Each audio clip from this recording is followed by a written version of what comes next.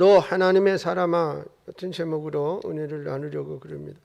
여러분, 인생을 바르게 살면서 보람된 결과를 이루기 위해서 가장 중요한 것이 있어요. 그것이 뭐냐면 내가 누구인가, 자기 정체성을 아는 것이에요. 내가 누구고 무엇 때문에 살고 있는지를 아는 거예요. 예를 들어서 호랑이가 동네 강아지처럼 꼬리를 흔들흔들 하면서 쓰레기통이나 기웃기웃거린다 그러면 어떻게 호랑이라고 할 수 있겠어요?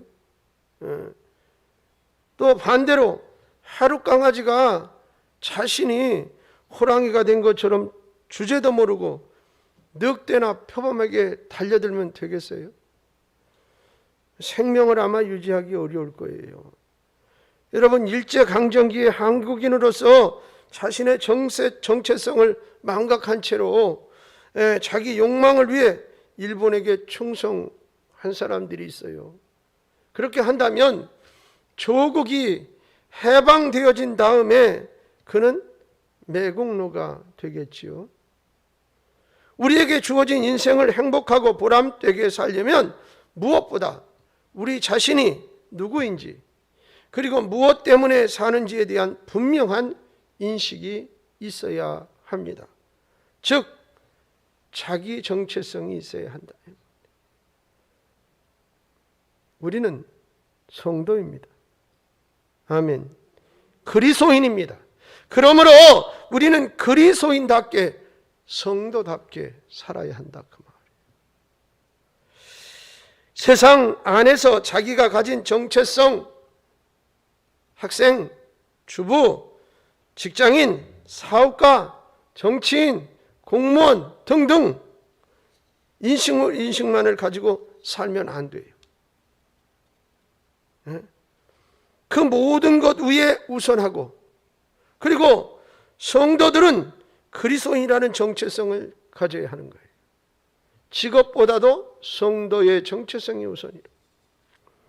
그래야 비로소 능력 있는 삶을 살아갈 수가 있는 거지요. 하나님이 주신 생명을 누리며 하나님이 주신 은혜와 복을 누릴 수 있는 것은 바로 성도로서의 정체성을 잃어버리지 않고 성도답게 사는 것이라.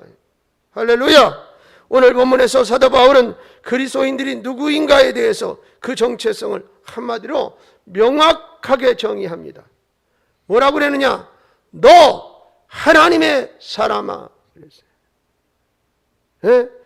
그리스도인이란 곧 하나님의 사람이라 그 말이에요.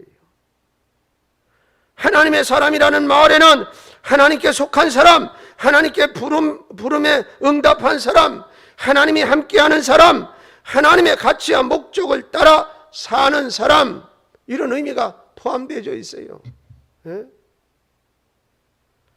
우리 인생을 인생답게 세상 안에서 하나님의 사람이라는 정체성을 가지고 살아야 비로소 참 삶의 기쁨, 보람, 그 결실을 이루게 되는 줄로 믿습니다. 할렐루야. 미국의 한 학교에서 담임 선생님이 반 아이들에게 질문을 했어요. 너희는 장차 어떤 사람이 되고 싶으냐? 그렇게 장래희망을 물었어요. 어떤 아이가 저는 위대한 학자가 되겠습니다. 어떤 아이는 저는 세계적인 사업가가 되겠습니다. 훌륭한 정치가가 되겠습니다. 그때 한 명의 아이가 이렇게 대답했어요. 저는 사람다운 사람이 되겠습니다. 선생님이 깜짝 놀랐어요. 놀란 이유를 선생님이 놀라서 그 이유를 물었어요. 그러자 아이가 다시 대답했어요. 아무리 높은 자리에서 큰일을 하고 명성을 떨칠다 해도 아름다운 사람이 아니라면 동물과 다를 바가 없으므로 저는 사람다운 사람이 꼭 되고 싶습니다. 이 사람이 누구냐? 이 훗날 미국의 20대 대통령이 된 제임스 가필드라는 사람. 떡잎부터 달랐어요. 하는 짓거리가. 가필드는 조지 워싱턴, 링컨과 루즈벨트와 함께 미국인에게 가장 존경받는 대통령 중에 한 인물로 평가를 받고 있어요. 아, 그리워라. 대한민국 정치인 중에 이렇게 존경받는 인물이 좀 나왔으면 좋겠어요. 대통령 중. 그러면 어떻게 사는 것이 하나님의 사람답게 사는 것일까?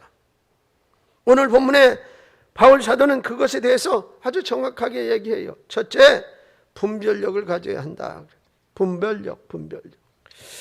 본문에서 사도 바울은 피하고 쫓을 것을 권면했어요. 피할 것, 쫓을 것. 11절 보세요. 오직 너 하나님의 사람아. 우리 정체성이 그거라는 거예요. 그러면서 뭐라고 그래? 이것들을 피하고 의의 경건과 믿음과 사랑과 인내와 온유를 따르며 그랬어요. 여기서 피하고라는 단어가 나오고 따르고라는 단어가 나와요. 피할 것은 피하고 따라야 할 것은 따라야 한다는 말이에요. 피할 것을 피하지 않으면 해를 당하지요. 엉뚱한 것을 따르면 그것 또한 해를 당합니다. 하지만 피할 것은 피하고 진정 따라야 할 것을 따르면 그것은 인생이 복된 것이에요.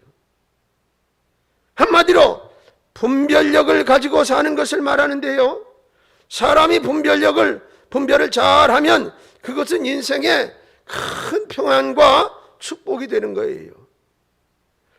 하나님의 사람으로 살려면 분별력을 가지고 살아야 한다라는 거죠. 즉 무엇이 옳고 무엇이 그른 것인지, 무엇이 유익하고 무엇이 해로운 것인지 가릴 줄 알아야 한다, 그런 말이에요. 분별력을 지녀야 피할 것을 피하고 제대로 쫓을 것을 쫓게 되는 줄로 믿습니다. 본문에 나온 피할 것이란 본문 앞부분에 언급된 것들을 말씀하는 건데, 디모데전서 6장 9절 10절 얘기를 말하는 거예요. 부하려 하는 자들은 시험과 올무와 여러 가지 어리석고 해로운 욕심에 떨어지나니 곧 사람으로 파멸과 멸망에 빠지게 하는 것이라. 돈을 사랑함이 일만하게 뿌리가 되나니 이것을 탐내는 자들은 미혹을 받아 믿음에서 떠나 많은 근심으로써 자기를 찔렀도다 그랬어요. 여러분, 돈을 사랑함이 일만하게 뿌리가 된다고 그럽니다. 어리석고 해로운 음식을 가지고 부를 추구하고 또한 욕심을 가지고 추구하고 하나님 대신 돈을 사랑하는 것은 하나님의 사람이 피할 일이라, 이렇게 가르치고 있는 거예요. 이것은 하나님의 사람이 부를 누리지 말라는 말씀 아니에요. 하나님의 사람이 누리는 부, 풍성함은 하나님을 믿는 성도들에게 베푸시는 은혜의 결실이거든요. 그러니까 부를 누리지 말라는 말 아닙니다. 그런데 하나님이 주시는 것이 아닌 자기 욕심을 먼저 부를 추적하려고, 그러니까 하나님보다도 그게 더 앞서서 하나님이 뒷전에 두고, 그것은 복이 아니라 저주가 된다, 그런 말이거든요. 이처럼 하나님을 앞세우지 않고 자기 욕망을 앞세우며 하나님의 뜻보다 부를 초구하는 것을 어떻게 세속적인 가치를 두고 살면 안 된다는 말입니다. 이것은 당연히 죄가 돼요. 때문에 하나님의 사람은 분별력을 가지고 세상의 가치와 흐름에서 돌아서서 하나님의 가치와 하나님의 뜻을 쫓아 살아가야 합니다. 그래서 욕심을 버리고 하나님께서 베푸시는 복의 결실을 누리는 삶을 추구해야 할 줄로 믿습니다. 여러분, 그래요, 우리가 정직하고 바르게 하나님 뜻 안에서 살려고 했어야 돼요. 여러분, 지금은 부하는 것 같으나 그런 욕심을 추구하고 살면 파멸이에요. 성경이 그렇게 말했는데, 성경은 하나님이 우리에게 주신 약속이라고 그랬잖아요. 반드시 그렇게 돼요.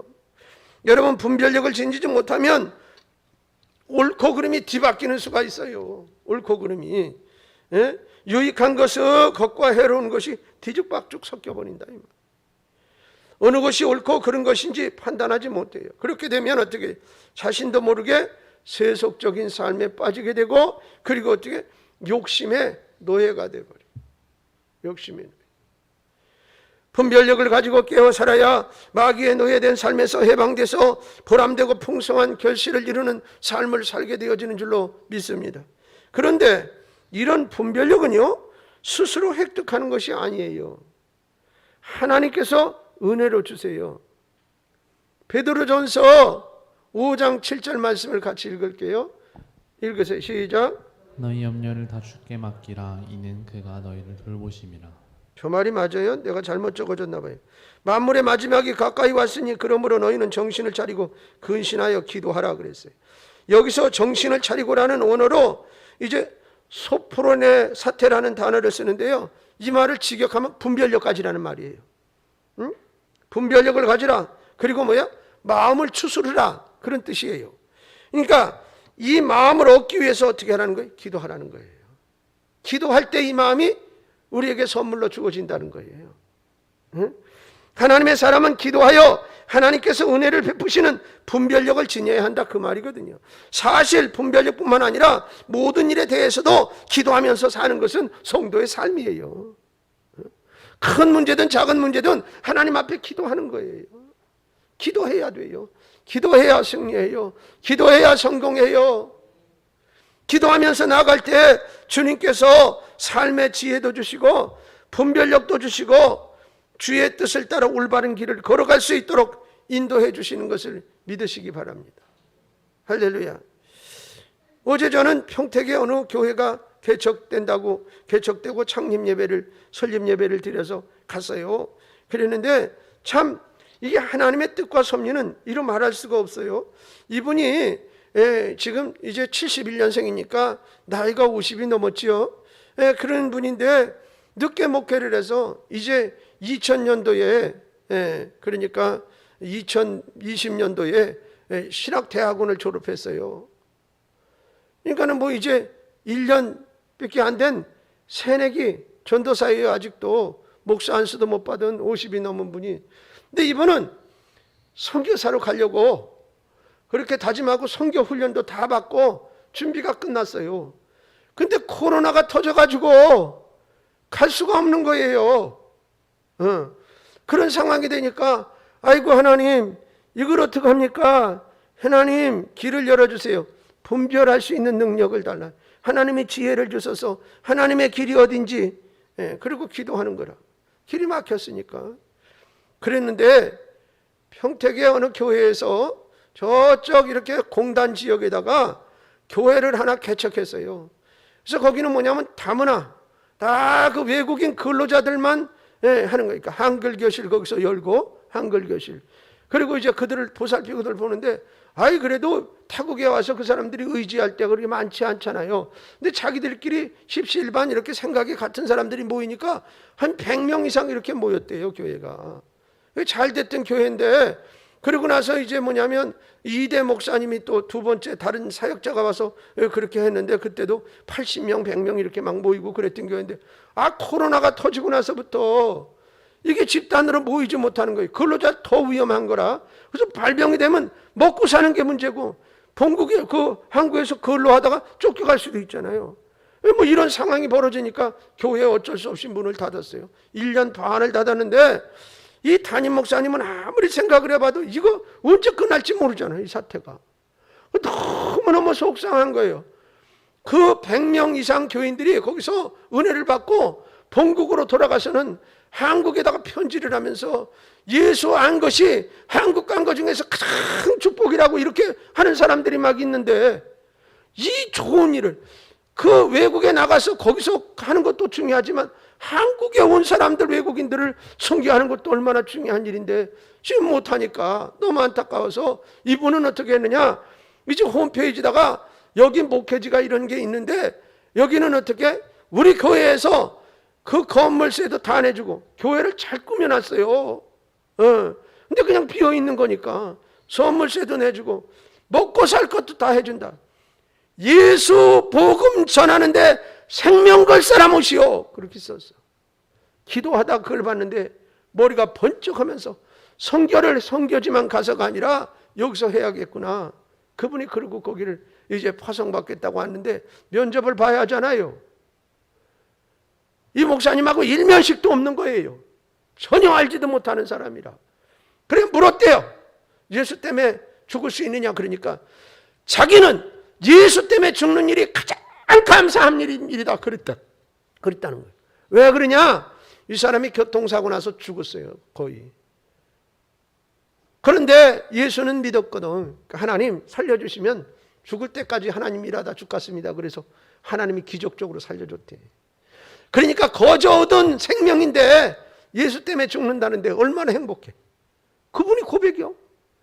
그래 자기는 그거 하겠다고 그러고 나왔었는데 아이 그냥 그 담임 목사님이 거기 축사하러 오셨는데 칭찬을 얼마나 하는지 몰라.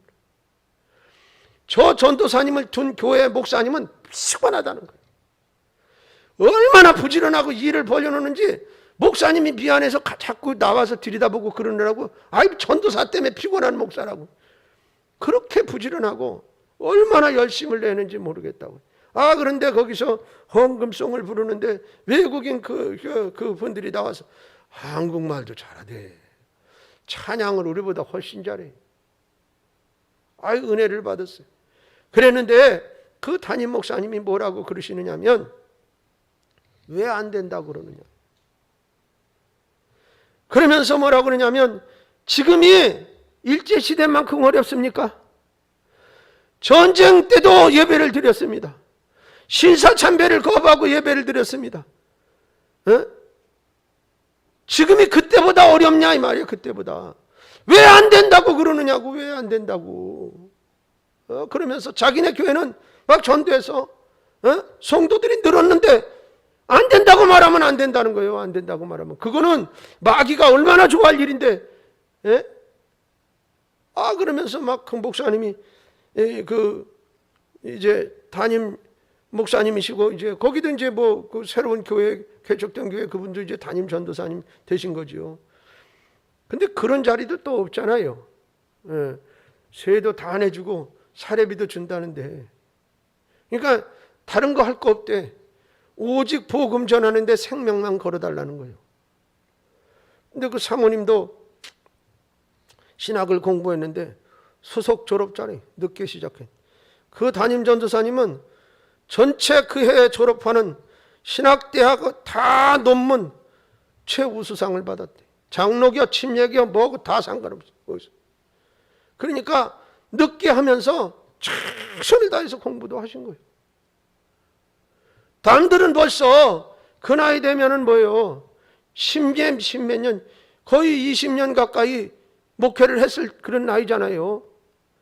그 자기는 20년 늦었으니 더 열심히 해야 할 거 아니냐, 더 열심히. 그러면서 그 얘기를 하는데 여러분 어떻게? 이 하나님이 주시는 지혜, 하나님이 주시는 분별력을 서로 다 이게 사인이 맞으니까 그런 시너지 효과가 나와요. 여러분 잘못된 길로 가는 그것 얼마나 우리가 인생을 낭비하는 일이요. 본인은 그렇게 얘기해. 이거 분별력도 없이 잘못해서 인생 여태까지 낭비했다 이 말이야. 근데 이제 오늘 제 길을 찾아서 잘. 그러니 여기서 낭비한 것을 복구하는 마음으로 더 열심히 해야 하지 않겠느냐. 그 전사님 나와서 그렇게 얘기해요. 사랑하는 여러분, 분별력을 가지고 내가 해야 할 나갈 길을 가야 하는데 그것은 뭐야? 기도로 이루어지는 일이에요. 기도. 아멘. 적은 일이라도 기도하셔야 돼요. 여러분 살아가는 과정에서 기도거리 없는 날이 있어요?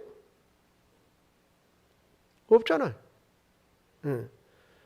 아들내미 해병대 간다는데 기도 많이 해. 머리 다 깎고 왔대. 이게 해병대가 좀 세거든요, 훈련이. 그리고 또 진짜 수색대 가고 싶으냐니까 간다고 그래. 떨어지면 붙여줄게 내가.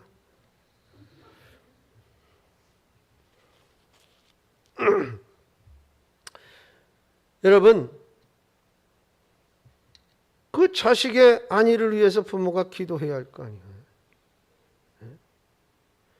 여러분들이 기도를 쉴 수 있는 순간이 얼마나 되겠어요? 기도거리 없는 날이 언제 있어요? 작은 일이든 큰 일이든 기도해야 한다. 그때 분별력이 생기고 우리 식으로만 사리 판단 잘할 수 있다는 거예요.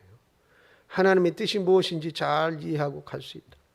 두 번째로 선한 싸움을 싸워야 한다 그랬어요. 바울이 우리에게 가르치는 얘기인데 이게 하나님이 우리에게 하시는 얘기예요. 하나님의 사람인 성도들은 할 수 있으면 모든 사랑과 평온함을 이루어야 돼. 평안. 화평함. 하지만 영적으로 타협할 수 없는 것들에 대해서는 단호하게 생명을 걸고라도 싸워야 하는 거예요. 사람들이 그래요. 아이, 교회가 왜 자꾸 그러느냐고. 성경에 있어요.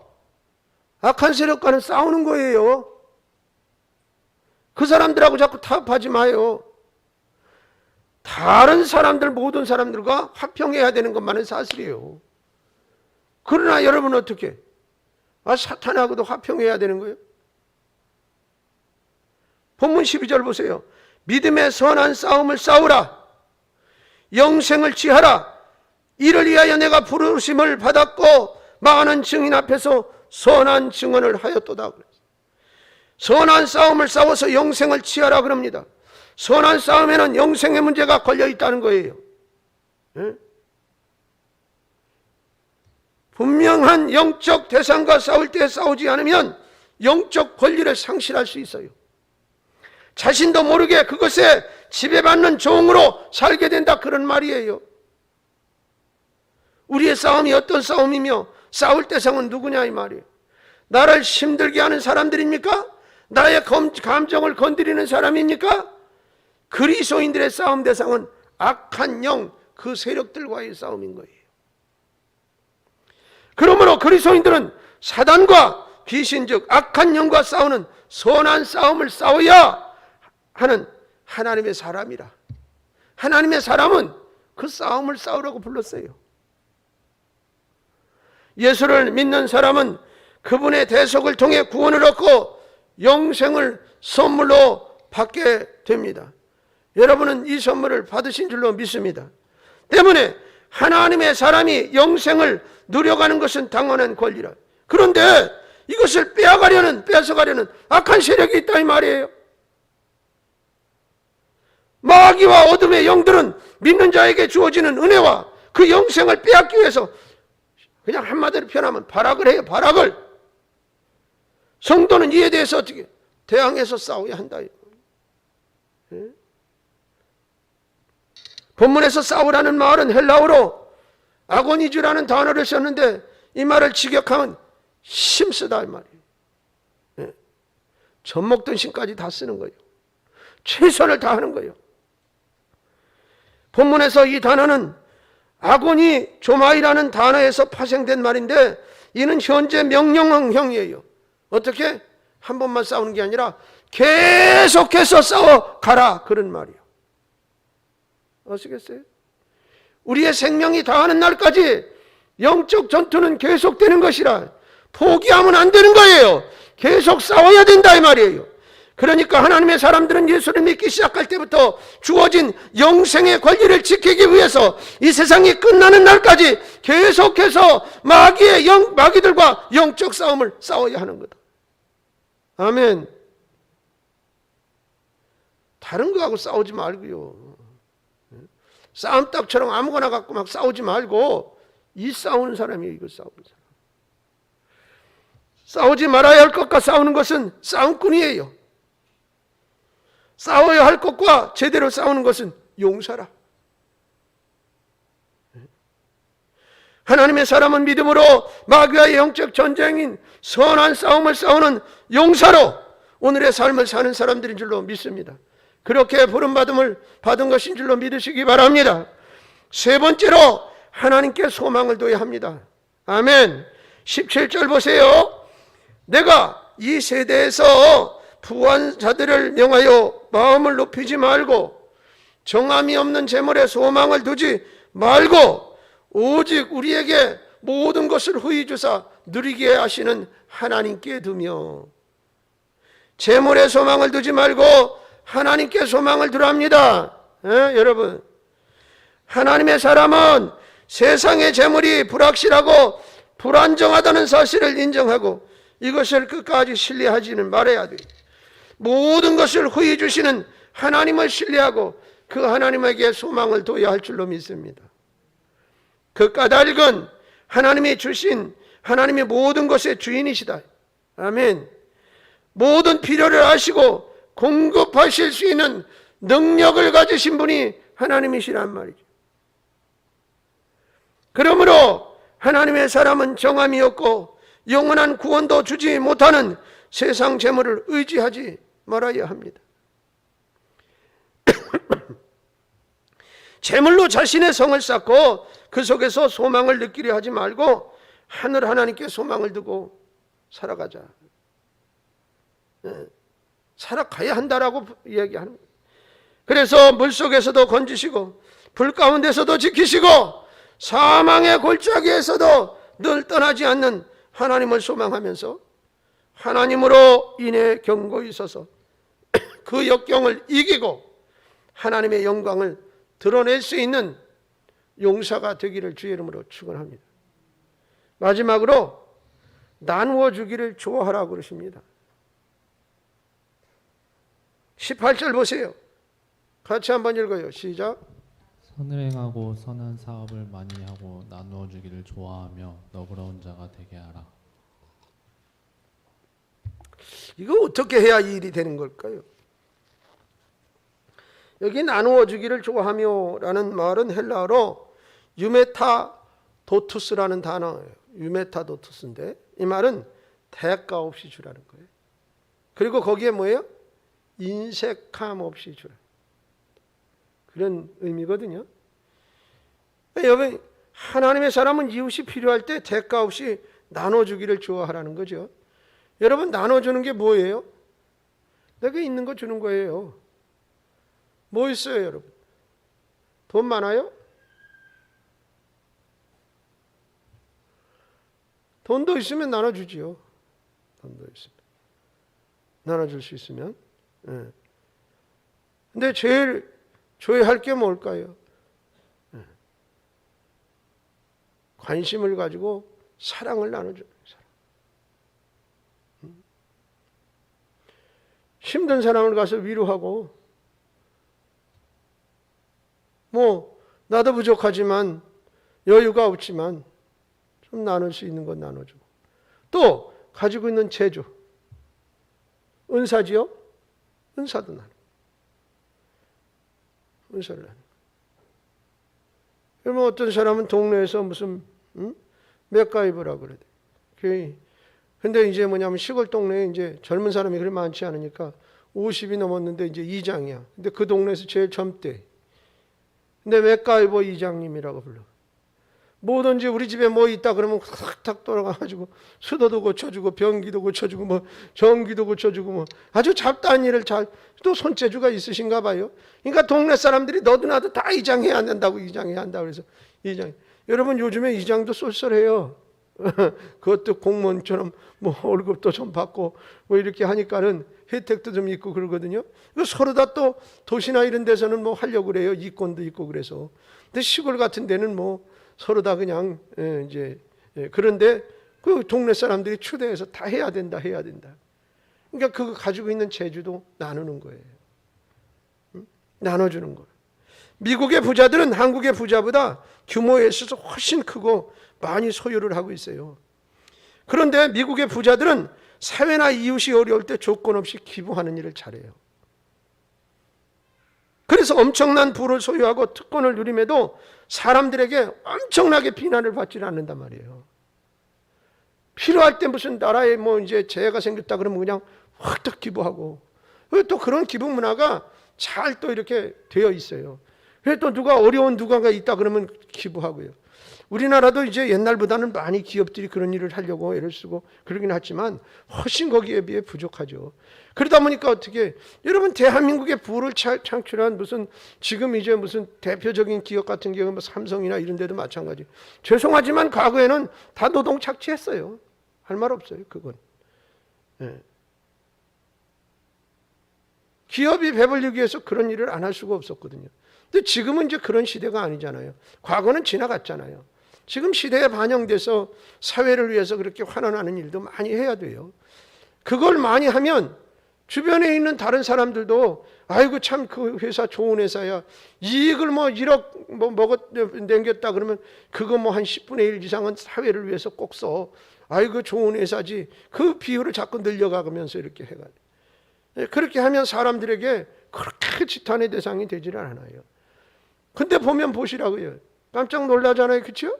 결혼했다 자기들끼리 이혼한데 몇 조 원씩 무슨 뭐 소송할 때 그 이혼 조정할 때 돈 주고 그런 거 보면 우리는 감히 상상도 못할 그런 일들이 벌어지는 그 사람들은 그런 일을 하면 살아요. 똑같은 라면 먹어도 그 사람들이 무슨 3,500원짜리 라면 안 먹죠. 적어도 5만 원짜리 먹을 거예요. 호텔 가서 이것저것 넣고 끓이면 5만 원 바꿨지. 그러니까 우리하고 생각과 차이가 달라요. 그 사람들은 돈 쓰는 게 다르고 우린 1,000원 쓰는 걸 그 사람들은 10만 원짜리 수표 쓰는 건 그냥 물 쓰듯 쓴다고 그럴까요? 그런 일을 하면서 사회를 이렇게 그러니까 보세요. 대한항공 그 가족들 보세요. 그러니까 지탄받는 거예요. 그 생각이 잘못됐잖아요. 이 설교 좀 들었으면 좋겠네.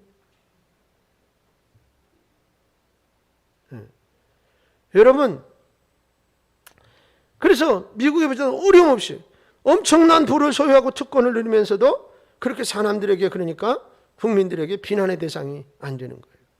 그런데 우리 사회의 부자들은 어떤 모습이에요? 기부에 약하다.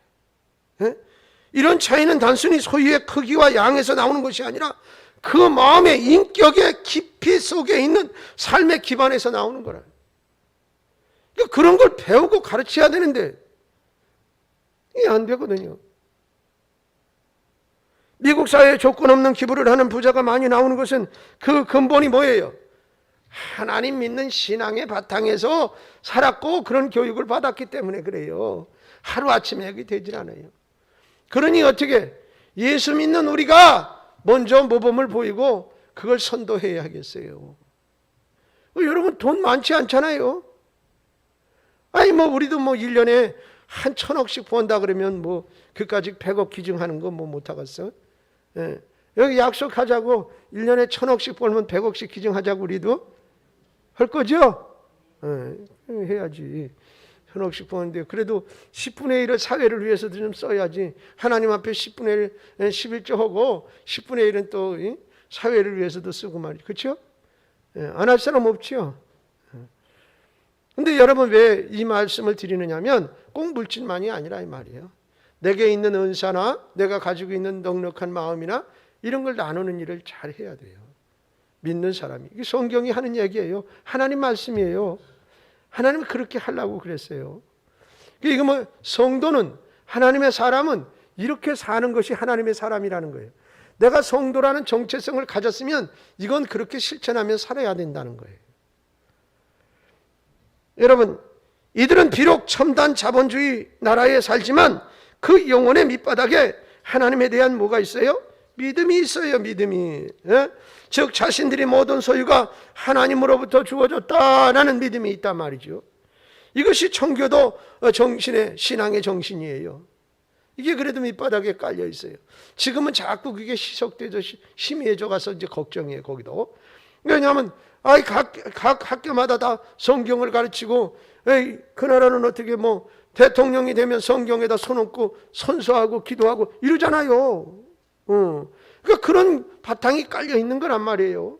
근데 지금은 이제 학교에서도 성경 같은 거 안 가르치는 학교가 많으니까 그래서 자꾸 이제 그게 좀 퇴색되고 희석돼서 이제 걱정스럽긴 하지만 여러분 그러나 아직 그 정신은 그 바탕에 있단 말이에요. 청교도 정신을 이어받아서 근검 절약하고 또 재산을 어떻게 해요? 축적한 뒤에 세상에 환원시켜서 수많은 도서관이나 복지재단을 만들어서 그것을 다시 사회에 이렇게 환원해서 이렇게 하는 일들을 아주 잘하죠. 우리의 모습은 어때요? 손에 있는 재물을 움켜쥐려고만 하지는 않는지. 지금 한국 기업 그런 거 얘기하지 말고 우리 얘기하자고요. 우리.